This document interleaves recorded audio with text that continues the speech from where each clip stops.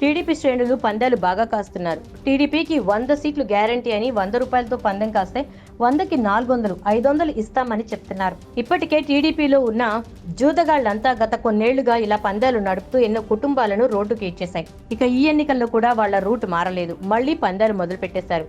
విజయవాడ, గుంటూరు, రాజమండ్రిలో ఉన్న క్లబ్స్ లో ఆల్రెడీ ఇలాంటి పందాలు మస్తుగా జరుగుతున్నాయి.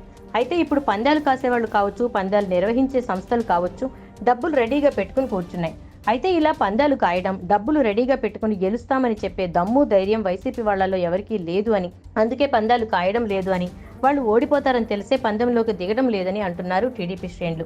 ఎలాగో గెలవరు కాబట్టి పందాలు కాసి పరువు తీసుకోవడం ఎందుకు అంటూ అందరూ సైలెంట్ అయిపోయారని టీడీపీ శ్రేణులు రెచ్చగొట్టే కామెంట్స్ ని గత కొన్ని రోజుల నుంచి చేస్తూనే ఉన్నారు, మనం చూస్తూనే ఉన్నాం. అయితే వైసీపీ శ్రేణులు కాన్ఫిడెంట్ గా లేరా, ఓడిపోతామనే భయం వారిలో ఉందా అనే విషయాలు పక్కన పెడితే వైసీపీ శ్రేణులందరికీ పార్టీ నుంచి స్ట్రిక్ట్ ఇన్స్ట్రక్షన్స్ అయితే వచ్చాయి.